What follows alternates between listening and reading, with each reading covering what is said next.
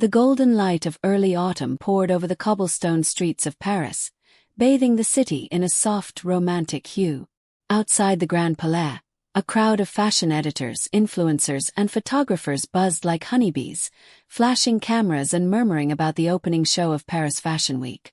The air smelled of expensive perfume, high expectations, and quiet rivalry.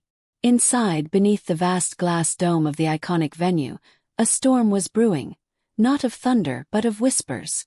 She stood at the edge of the runway, hidden in the shadows behind the velvet curtains. Clad in black from head to toe, her sleek silhouette blended into the background. Only the glint of her eyes, sharp and calculating, betrayed her presence. Elena Vy.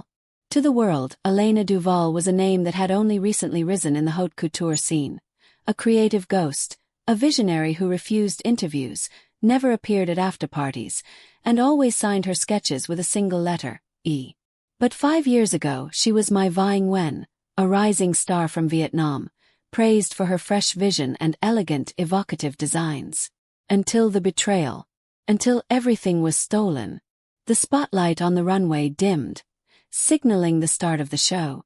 Elena took a steady breath as the first model stepped out, wearing a piece she had poured her soul into. A sculptural wedding dress of silken ivory and jet-black embroidery, the bodice stitched with lyrics from a forgotten lullaby. Symbol. A statement. This wasn't just fashion. This was war. Meanwhile, in the front row, Adrian Moreau, CEO of Moreau Couture, leaned back in his seat, arms folded across his chest, the tailored charcoal suit hugging his frame like second skin. Tall, refined, with a presence that turned heads wherever he went, Adrian was the kind of man people respected. Or feared. His gaze didn't leave the runway. Not even when the woman beside him whispered in a sultry voice, "Who do you think is behind this new brand? Everyone in Milan is talking about them." Adrian didn't answer. His jaw tensed slightly. That dress. He recognized it. Not entirely, no. It had evolved, matured. But the soul of it, it was hers. The show ended with thunderous applause. The audience rose, dazzled and breathless. And Elena, still hidden behind the curtain, turned away before the final bow. She had no need for applause. Not yet. Hours later, the after-party was hosted at a private rooftop above the Seine. Champagne flowed. Laughter echoed. Celebrities danced under the stars. But Elena stayed near the balcony, a flute of untouched champagne in her hand, watching the city like a queen surveying her kingdom. "Didn't expect to see you here," a deep voice murmured behind her. She froze. Slowly she turned. Adrian stood there, his expression unreadable. For a second the world blurred. The years fell away. She saw the boy who once held her hand at sunrise, who whispered promises in broken Vietnamese and kissed her with the certainty of forever. But the wounds reopened just as quickly. "Elena Vy," he said softly, tasting her new name like it was something stolen. "And yet," she replied, her voice icy silk, "you still look the same, Adrian. Cold, dark, dressed in betrayal." He flinched ever so slightly. "I never betrayed you," he said, voice low. She smiled, but there was no warmth in it. "Of course not. You only destroyed my life." Before he could speak, she brushed past him, her perfume lingering like a fading memory. But as she disappeared into the crowd, something shifted in Adrian's eyes. He turned to his assistant. "Find out everything you can about Elena Vy. Discreetly. Because if she was truly back, he needed to know why. And more importantly, who she had become." Paris never slept, especially during Fashion Week. But somewhere between the clinking of champagne flutes and the rhythmic bass of rooftop music, a different kind of heartbeat echoed through the night. A heartbeat Elena had tried to bury. She left the after-party early, her heels clicking on the marble as she exited the building and descended into the quieter alley behind. Her breath misted in the chill air. The city buzzed in the distance, but here it was just her, and the weight of the past pressing like hands on her shoulders. She didn't expect to hear footsteps. "Still running, Mai Vy?" The name was a blade. She turned sharply. Adrian stood under the amber glow of the street lamp. His tie was loosened, jacket casually slung over his shoulder, like he'd followed her without planning to. His eyes, storm gray and sharp, studied her as if searching for the girl he once knew. "I told you not to call me that," she said, voice low. "I know," he replied. "But it's the name I remember when I close my eyes." Silence stretched between them, tense, electric. She hated how easily the past clawed its way back when he looked at her like that. As if she were the only woman in a room full of stars. As if he hadn't shattered her. "I don't know what game you're playing, Adrian," she snapped, turning away. "But I'm not here for you. What are you here for then?" His voice chased her. "Revenge." She stopped, laughed bitterly. "If I wanted revenge," she said, glancing over her shoulder, "you'd already be bleeding." The next morning the fashion world was ablaze. Articles sang the praises of E's revolutionary collection. Rumors swirled. Was the elusive creative director a rising French talent? A reclusive genius from Milan? A collective of artists? Only one man knew better. Adrian sat at his desk, holding a piece of parchment paper, an original sketch of the wedding dress. Not the new version that dazzled Paris last night. First one. The one she had drawn 5 years ago. He kept it hidden all this time, untouched, as if part of him knew the truth would return. And it had. His assistant knocked, interrupting his thoughts. "Sir, about Elena Duval. I pulled her file from the registry. It's clean. Too clean. No photos. No school records. Just her recent designs." "She covered her tracks well," Adrian murmured. "She doesn't want to be found." But she had been found. 2 days later fate, or perhaps something more cruel, forced their paths to collide again. At the Musée des Arts Décoratifs, where preparations for a major collaborative exhibition were underway, the top designers from across Europe were called in for a joint project. And as the new creative lead of Maison Noire, Elena had no choice but to attend. Adrian arrived late.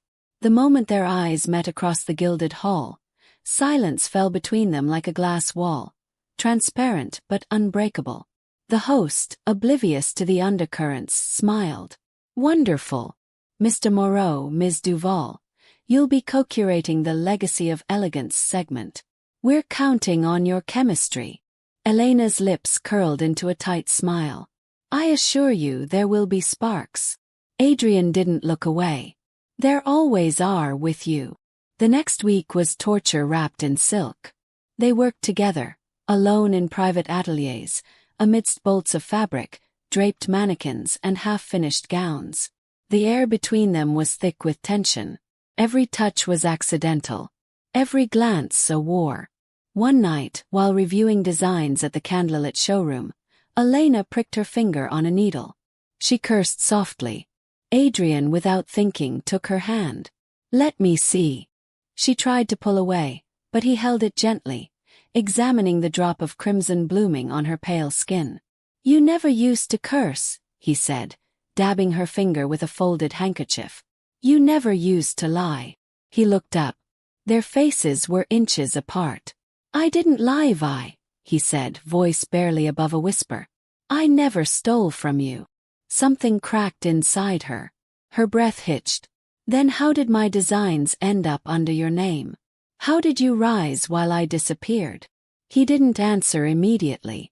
Instead, he stood and walked to the old chest in the corner. He opened it and pulled out the sketchbook. Her sketchbook. Worn, weathered, familiar.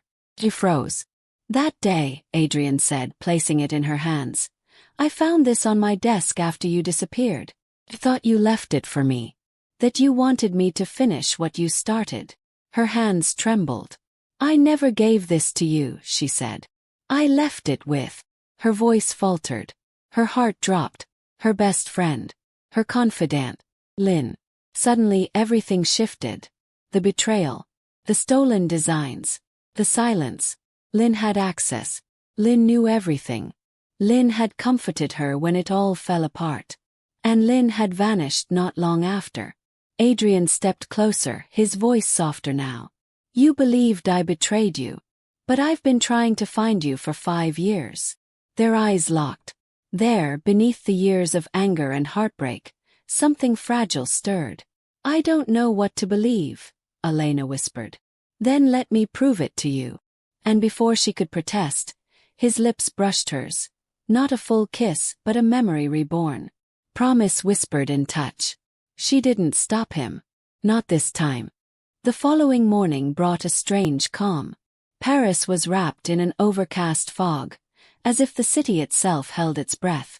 Elena sat by the window of her apartment in Le Marais, nursing a lukewarm espresso. The events of last night, Adrian's confession, the return of her old sketchbook, and the not quite a kiss, swirled in her mind like loose fabric in the wind. Her fingers brushed the leather cover of the sketchbook resting on the table. Lynn. That name now pulsed like an old scar reopened. Lynn had been her rock during design school. Her roommate. Her confidant. The one person she had trusted blindly. Perhaps too blindly. A quiet knock interrupted her thoughts. She rose, robe swaying lightly as she opened the door. It was Adrian again. This time he didn't wait for an invitation. He stepped in, carrying a small box wrapped in black velvet ribbon. You left this in the studio, he said, placing it gently on her counter. She looked at the box, then back at him. You're making a habit of showing up unannounced. He smirked. I like surprises. She arched a brow. That would explain the past 5 years. He didn't rise to the jab. Instead, he walked over to the window and looked out. There's something else. I've been going through old files, emails. And I found something strange. Elena's heart skipped. What kind of strange? He turned, his expression darker now. Lynn didn't just disappear. She transferred to a design firm in Berlin. Under a new name. He slid his phone toward her. On the screen was a photo of a woman with sharp cheekbones and newly dyed chestnut hair. Her name was listed as Clara Voss, creative director of Lysandre Couture, a fast-rising label known for shockingly familiar silhouettes. Elena's breath caught. That's her. Adrian nodded. She's showing a new collection next month in Milan. And several designs bear striking resemblance to your archived drafts. A tremor ran through Elena's spine. Not just betrayal but erasure. Lynn hadn't just taken credit for her past. She was building a future upon it. And suddenly everything clicked. The night Elena had been disqualified from the new talent competition. The missing flash drive. The anonymous complaint of design theft against her. All of it had Lynn's fingerprints, not Adrian's. For a long moment Elena said nothing. Then, we need to go to Milan. That night the showroom was empty. The mannequins stood like silent sentinels as Adrian and Elena examined archived materials. She pulled up her old design catalogs, digitally watermarked and time-stamped, while Adrian traced the similarities in Lysandre Couture's press lookbook. It's not just theft, he muttered. It's a slow-burn strategy. She's been leaking your concepts year by year, modifying just enough to stay under the radar. But why? Elena whispered. She had talent. She didn't need mine. Adrian looked at her. Some people don't want to shine. They want to wear someone else's light. Beat of silence. Then he reached out, tucking a stray strand of hair behind her ear. She almost destroyed you, he said softly. But she didn't. You came back stronger. Martyr. And breathtaking. Elena turned to him, heart pounding. I thought I hated you, she said. I thought I lost you, he replied. And just like that, the space between them dissolved. This time, when his lips met hers, it wasn't hesitation. It was surrender. It was 5 years of unresolved ache crashing into one perfect, imperfect kiss. It wasn't gentle.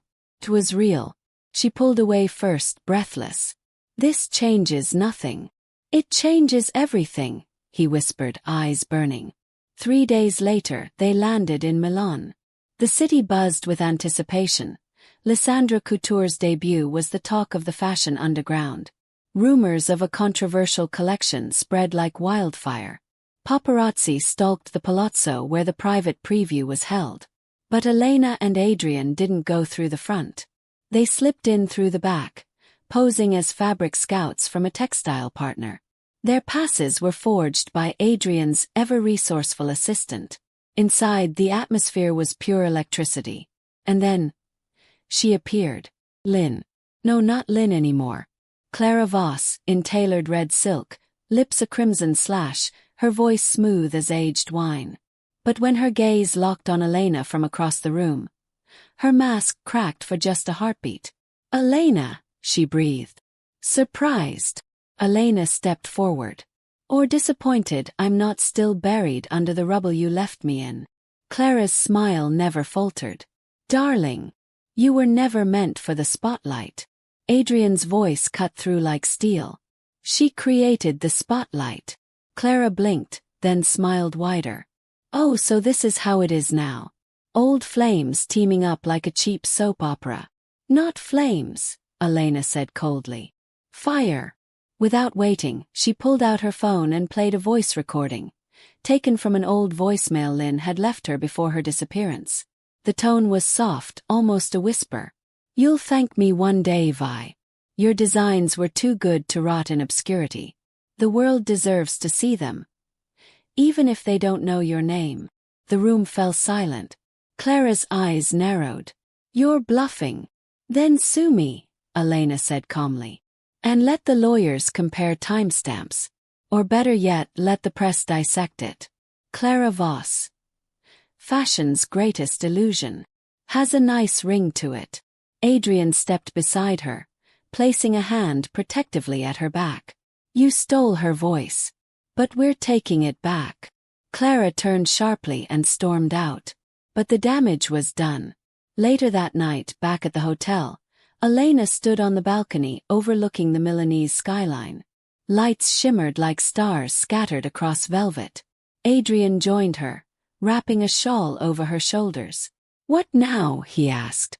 "We don't destroy her," Elena said slowly. "We outshine her." He smiled. "Spoken like the queen you are." She looked at him searching. "And us? We'll figure it out," he said. "One runway at a time." She leaned into him. For the first time in years, the future didn't feel like a distant runway she could never reach. Felt like now. Like a new beginning. The aftermath of the confrontation in Milan swept through the fashion world like wildfire. The leaked voicemail went viral. Headlines exploded. Clara Voss exposed. Rising star or master thief. The return of Elena Vy. The ghost designer behind Paris's most mysterious label.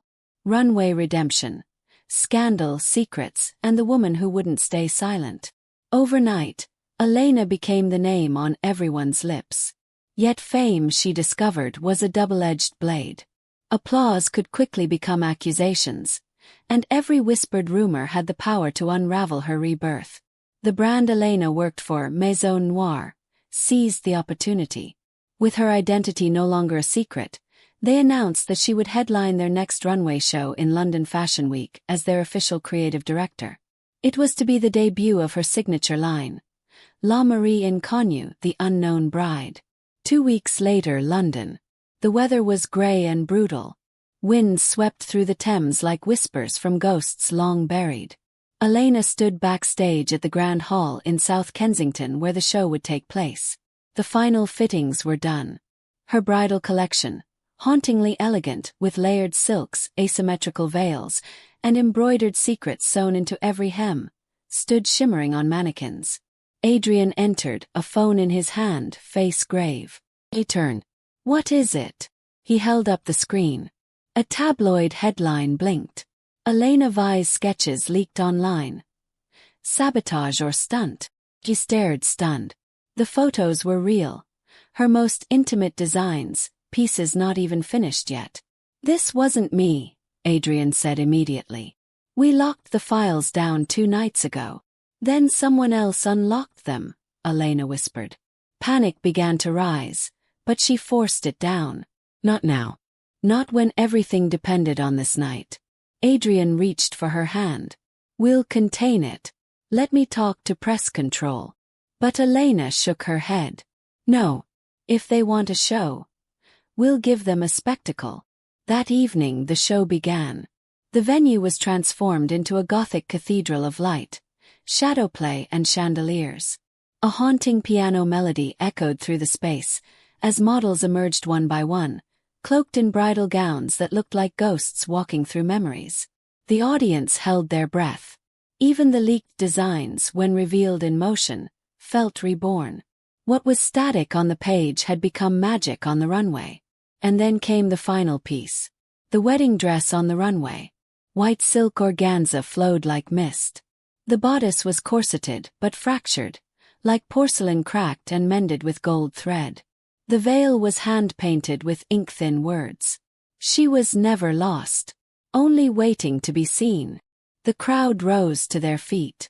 Elena, watching from the shadows, finally let out the breath she'd been holding for 5 years. After the show, the after-party at the Savoy was pure opulence. Journalists, investors, and critics swarmed. But all eyes were on her. That was when he appeared. Dimitri Rousseau, CEO of Maison Noire, one of the largest fashion conglomerates in Europe. His presence was magnetic. Sharp blue eyes, perfectly tailored suit, and a smile that knew too much. He approached Elena as if they already shared a secret. "Congratulations," he said smoothly. "I haven't seen the industry tremble like this since McQueen."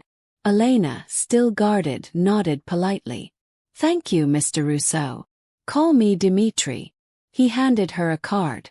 "If you ever tire of the shadows, Maison Noire could use a woman like you. I don't buy brands. I invest in revolutions." Before she could reply, Adrian arrived. There was a shift in the air. 2 alphas in the same room. Dimitri offered his hand. "Ah, Adrian Thorne. Still playing knight to fallen queens." Adrian's jaw tightened. Better than playing God with someone else's empire. The tension was subtle but sharp. Dimitri leaned toward Elena. "Think about it. Power and beauty deserve more than just revenge. They deserve legacy." With that, he vanished into the crowd. Elena turned to Adrian, but he was already looking away. "You okay?" she asked gently. He gave a small nod. "Just wondering when vultures became so charming." That night, back in her hotel suite, Elena couldn't sleep. She stood by the window, looking down at the city below. Adrian appeared in the doorway. "He's going to come after you," he said. "I'm not afraid of Dimitri." "I'm not talking about Dimitri." Elena turned, confused. Adrian stepped closer, voice low. "There's something I haven't told you." She waited. 5 years ago, before the designs went missing, I confronted Lynn. "What?" She was acting strange. "I found one of your sketches in her bag. I threatened to report her. She begged me not to. Said you'd never forgive her." Elena's heart pounded. "Why didn't you tell me?" "Because..." The next day everything exploded. The scandal. The disqualification. "And you left before I could explain." She stared at him, betrayal returning like an old wound. "So you knew." "I suspected," he said. "But I didn't have proof. I thought if I stayed quiet, I could protect you from the truth. And instead," she said softly, "you became the lie I hated." He looked at her, pain in his eyes. "I never stopped loving you, Elena. I just stopped believing I deserved to." The silence between them cracked. Intimate, raw. She stepped forward, placing a hand against his chest. "I don't know if I can trust you again," she whispered. "But I want to try." He bent down, forehead resting against hers. "No more secrets," he promised. "No more shadows," she replied. And this time when they kissed, it wasn't about revenge, or regret, or even redemption. It was about starting again, with the truth between them, and the future still unwritten. 3 weeks later. Paris. The city of love, power, and beautiful lies. The golden sunlight spilled across the Seine as Elena prepared for the Maison Noire global campaign launch. Her first full collection post-reveal. It was the kind of moment designers dream of. press from Vogue, Harper's Bazaar, The Times, and a live stream for the world to witness. But beneath the excitement, a quiet unease gnawed at her. Adrian had grown distant. Not cold but guarded, as if something weighed on him.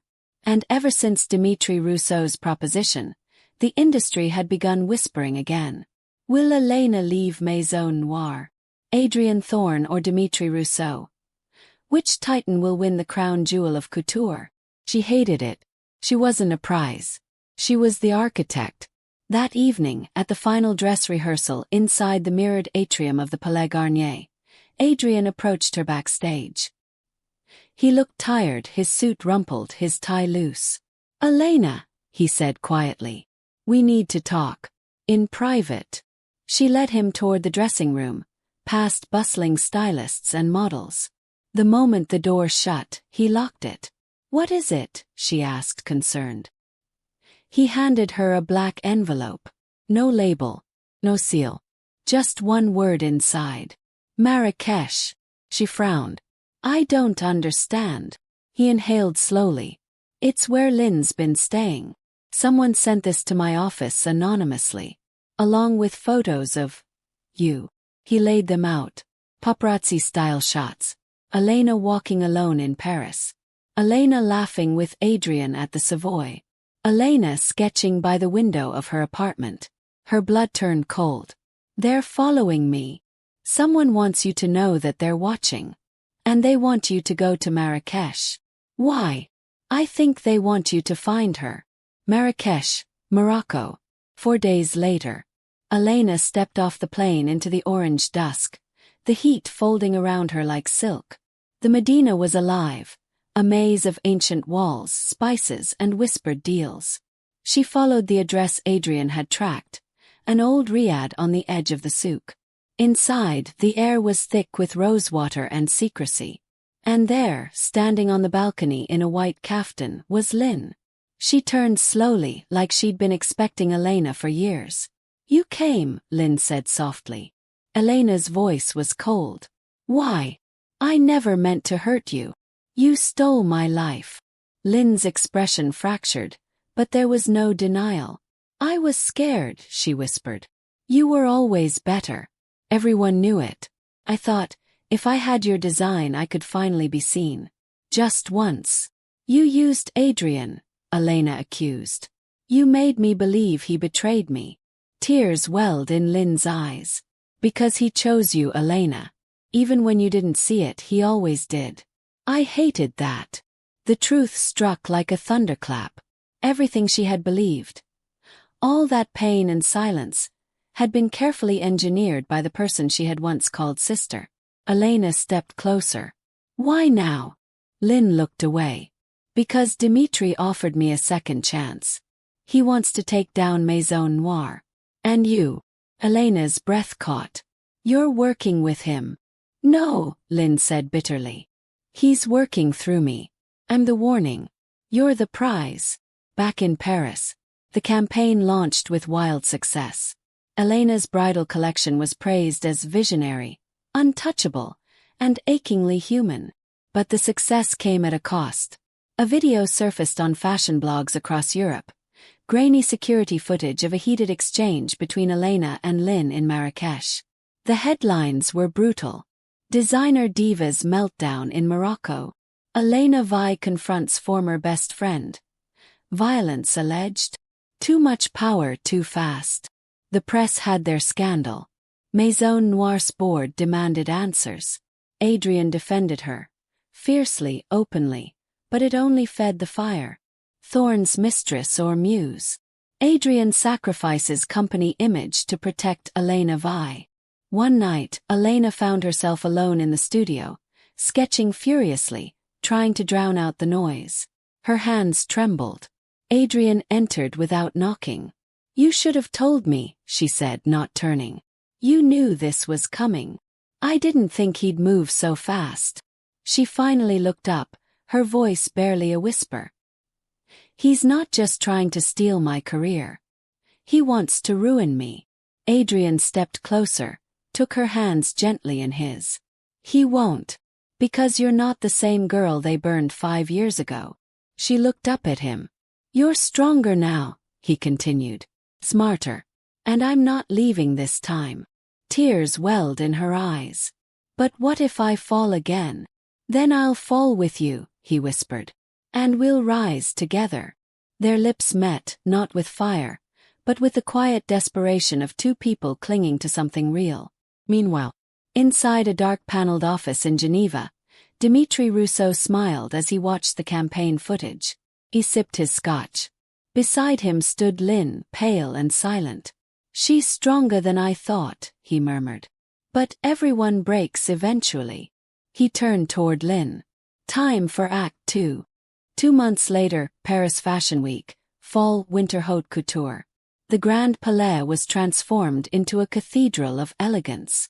Candles flickered, violins wept softly, and a long white runway cut through the room like a wedding aisle. But tonight wasn't just about fashion. It was war. Dimitri Rousseau had launched a surprise countershow, scheduled at the exact same time, featuring Lynn as his new creative director. The industry was divided. Elena Vy's comeback versus Lynn's redemption. Maison Noire versus the House of Rousseau. The press called it the Battle of the Brides. Backstage, Elena stood silently, her white silk gown shimmering like moonlight.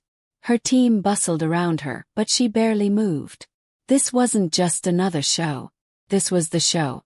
The one where she would finally bury the past. Adrian entered quietly, dressed in a sleek, black tailored suit. He didn't say anything at first. He just looked at her. Really looked and said softly, "Whatever happens out there, just know this. You didn't win because you fought back. You won because you never gave up." She smiled, a single tear falling. "Stay with me tonight." He stepped closer, took her hand, and pressed it to his heart. "Always." The show began. Lights dimmed. Music rose. A haunting piano, Elena's favorite nocturne. And the models stepped out one by one, wearing white. Not just wedding gowns but symbolic armor, strength wrapped in silk and tulle. Each dress told a story. Betrayal, rebirth, resilience.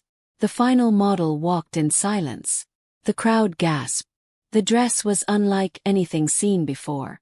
A sleek, asymmetrical silhouette, half black and half white, embroidered with the phrase, "Love, not revenge." It was Elena's final message. Declaration.